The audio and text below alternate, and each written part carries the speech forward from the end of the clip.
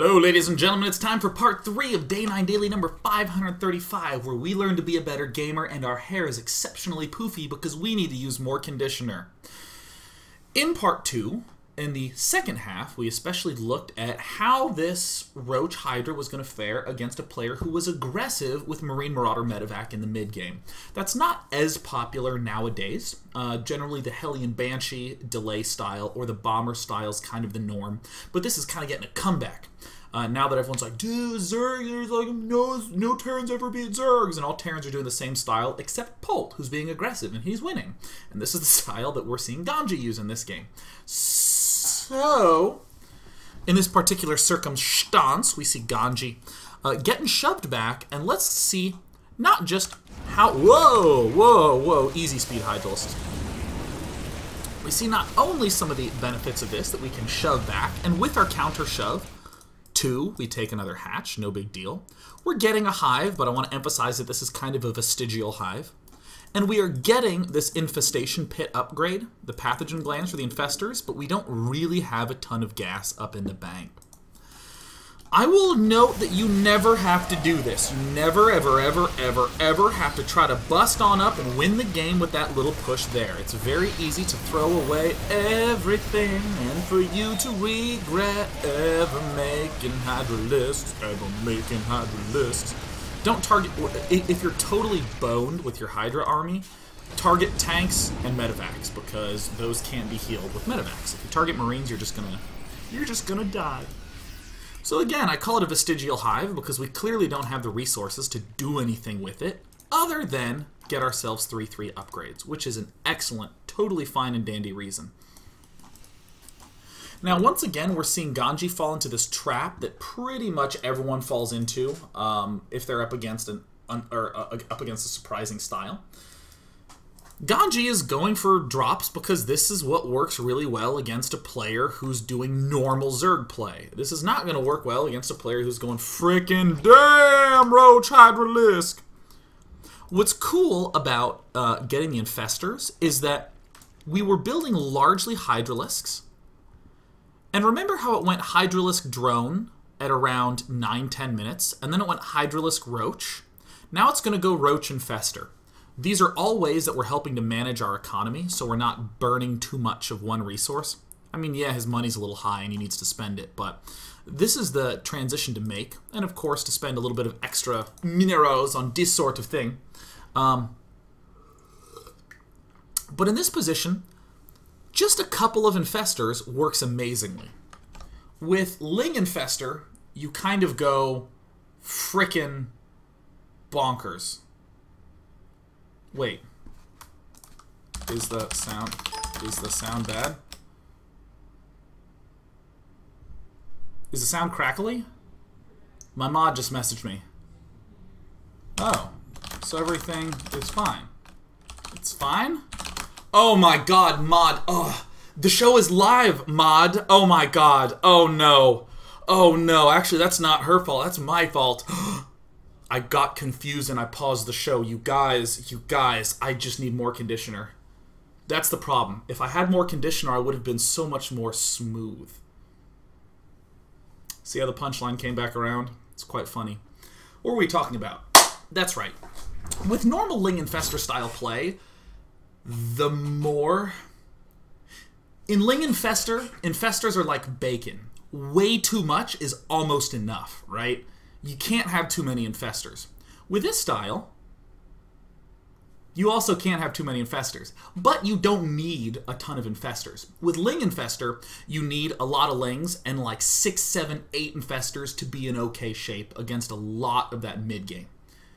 In this, you just need like 3 infestors to get way the edge, because fungal growthed Marines cannot hit Hydralisks. That is a huge factoid that we're actually going to see down in this battle. By any stretch of the imagination, Ganji's army should frickin' crush this. There's a... Stephano even screws this up. Most of the focus for Stephano is distracted by this little ploy up here. But I want you to note that this seems to be going badly. And then look at one fungal, doink. None of these Marines can hit these Hydralisks. Look at the full health Hydralisks. Look at how quickly they decimate that army. You don't need a lot of time for Hydralisks because they just do so much damage. Are you serious? Is that fair? Is that fair at all? Well, it is true. Hydralisks are undeniably broken as shit.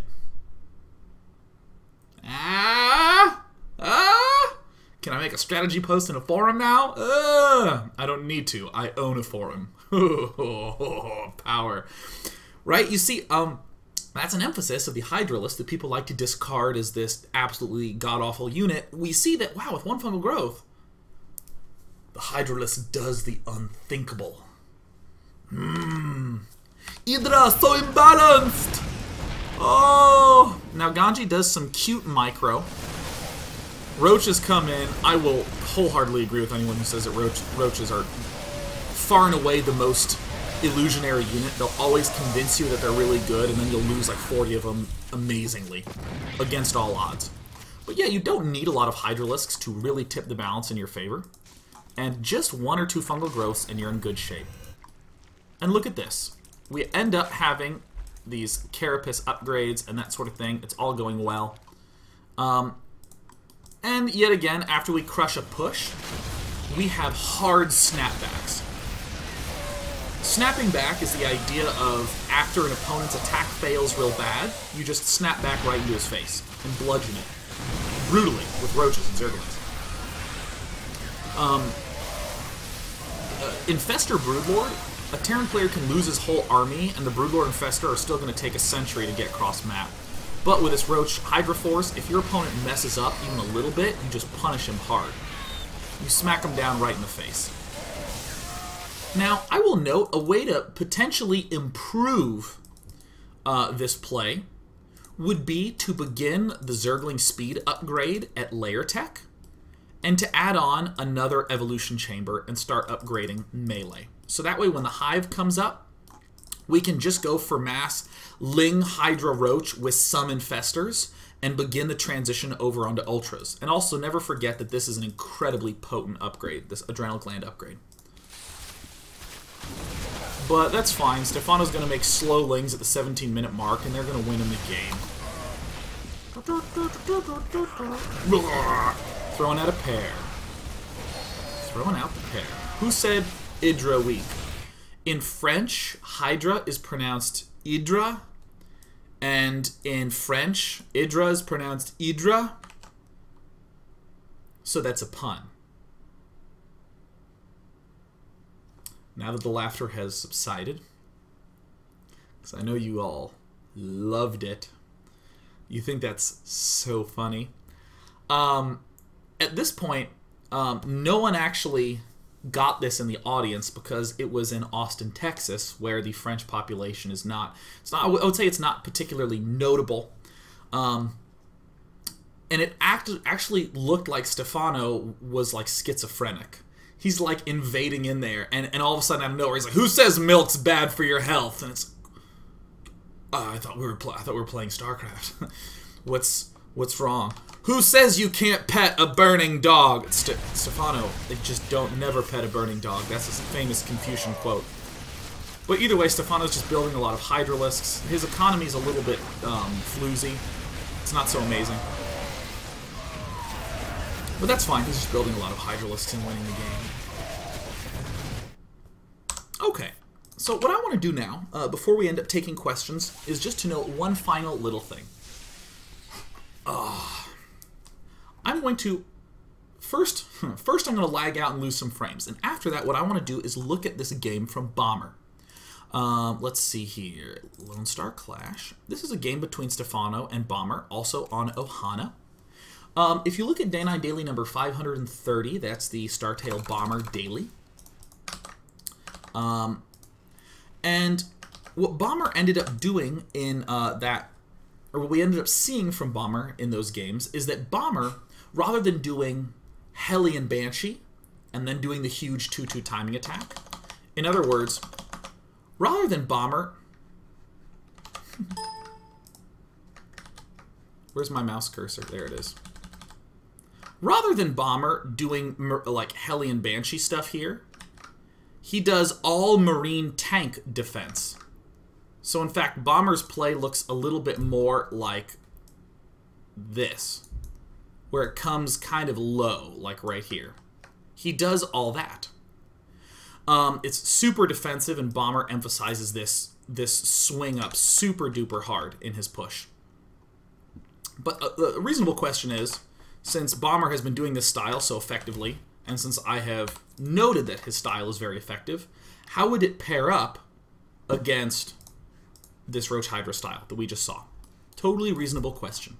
How would Bomber pair up against this Roach Hydra style? Well, at 11 minutes, we saw we saw Stephano doing big Roach Hydralisk attacks.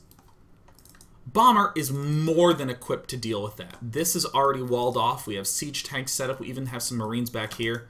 Seriously, Bomber is a master at optimizing his economy. So this style that we're seeing out of Bomber, we can't do this attack. We can't do this attack.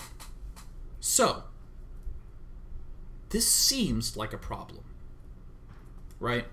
I want to recap everything we've seen up to this point.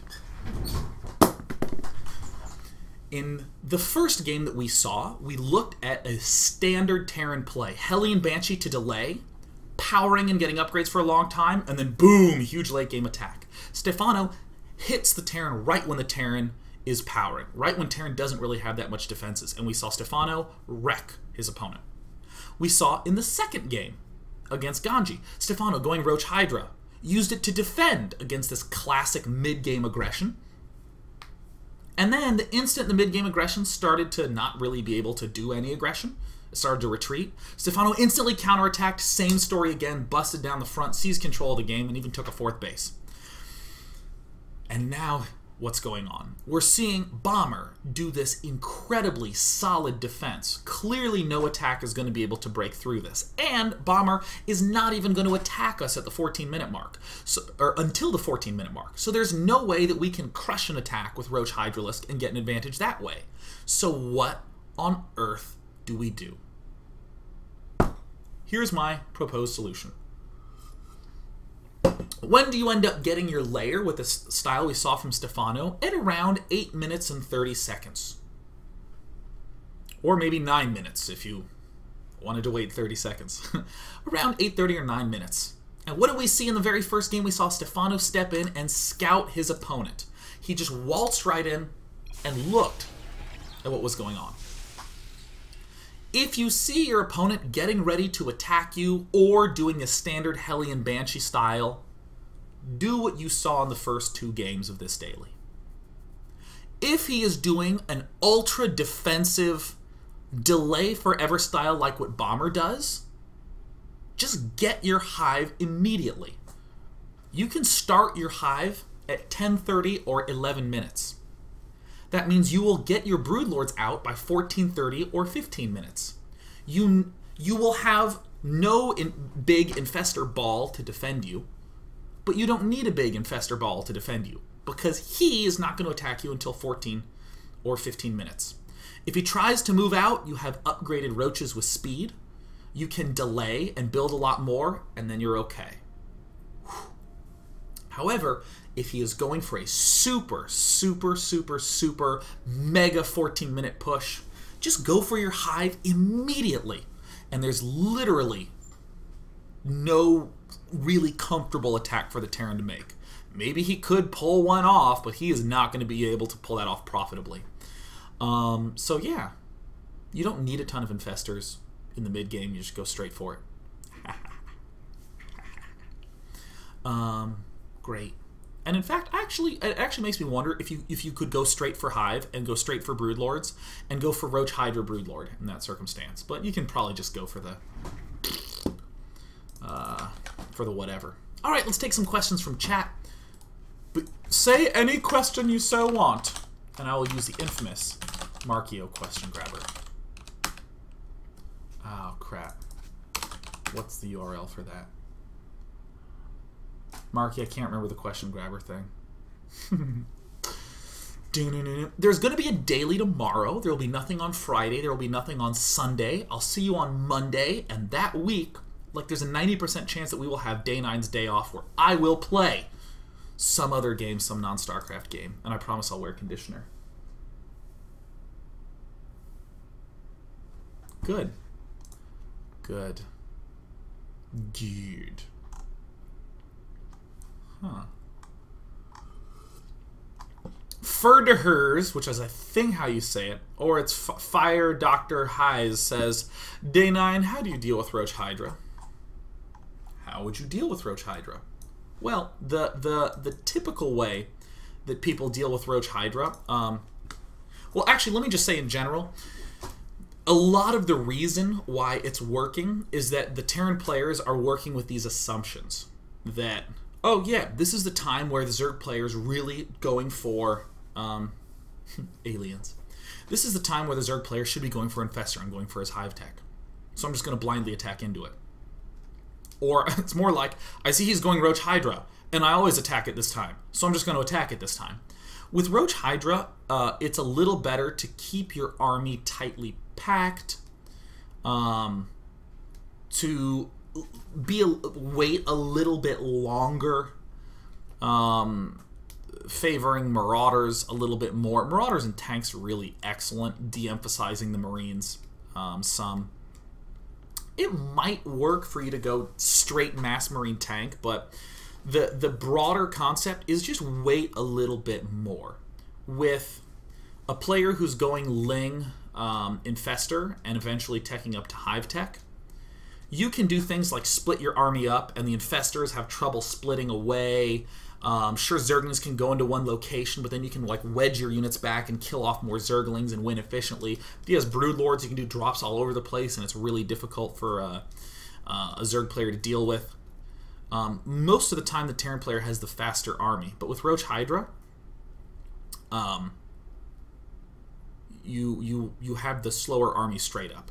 And yeah, I know Zerglings are faster than Marines and that sort of thing, but the Infestors and the Broodlords are real slow. And Ultralists are pretty slow. I define them as fairly slow. So yeah, that is what I think.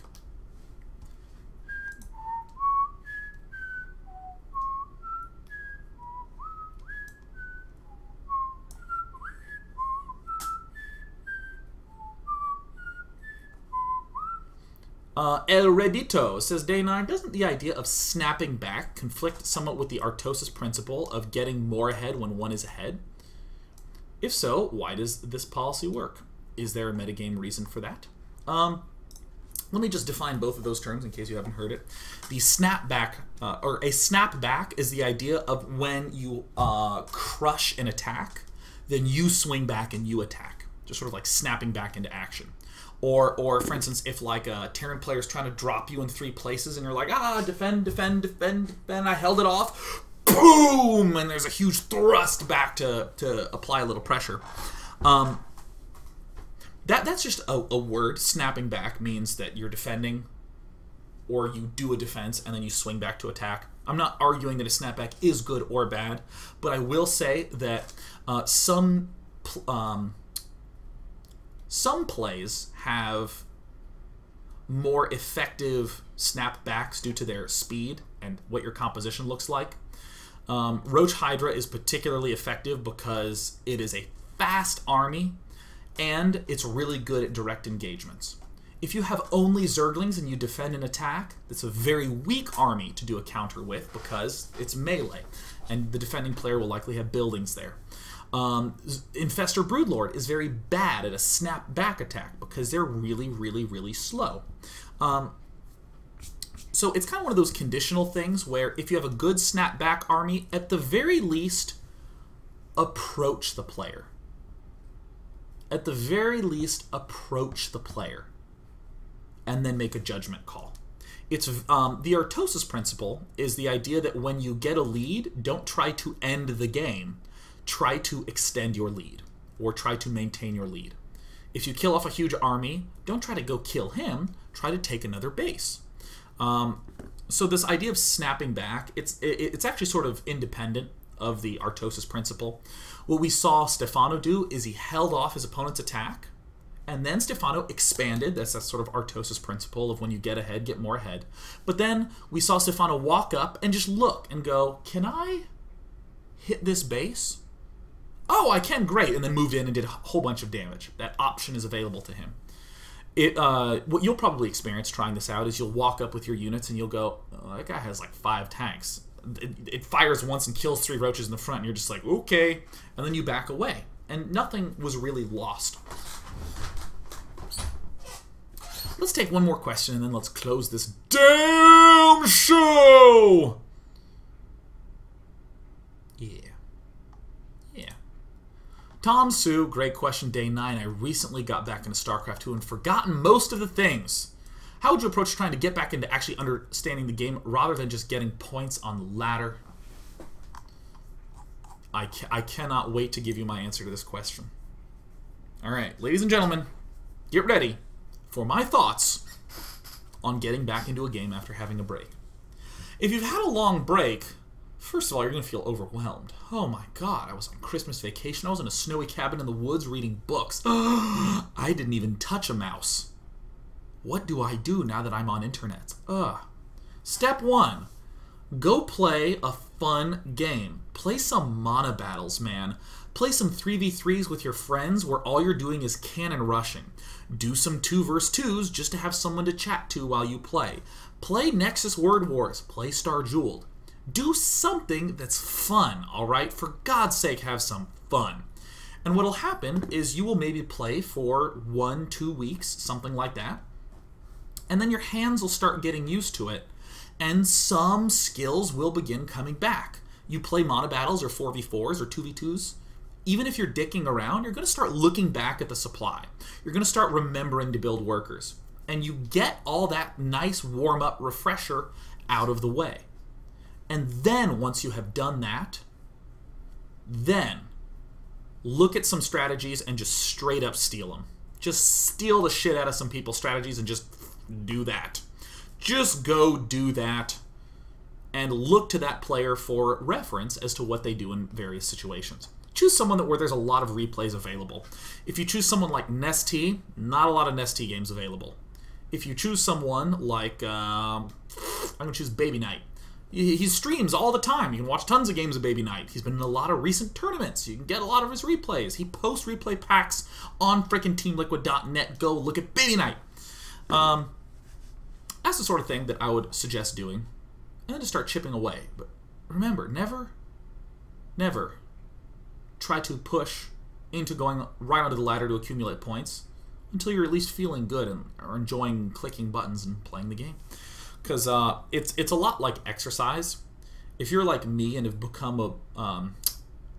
if I were a geographic formation, I would be a rotundra, right? If you've gained a little weight, if there's some flab developing in places, and you're like, I didn't know. That's where the turkey gobble comes from? Like, if that happens, if I want to go work out, I've made this mistake where I go to the gym and I work out for like 2 hours, right? I run for an hour, and then I lift weights for 45 minutes. And in that 15-minute period in between, I play games on my iPhone and call it a break. And then after that, I'm so unbelievably exhausted, I don't work out for another week. Because every bone in my body hurts. And then that doesn't really habitize me into exercising now, does it? Day 9, are you talking to the audience or are you talking to yourself? I'm talking to myself. I need to work out. I've just started to eat healthy because New Year's resolution... but yeah, I hope that ramble was good.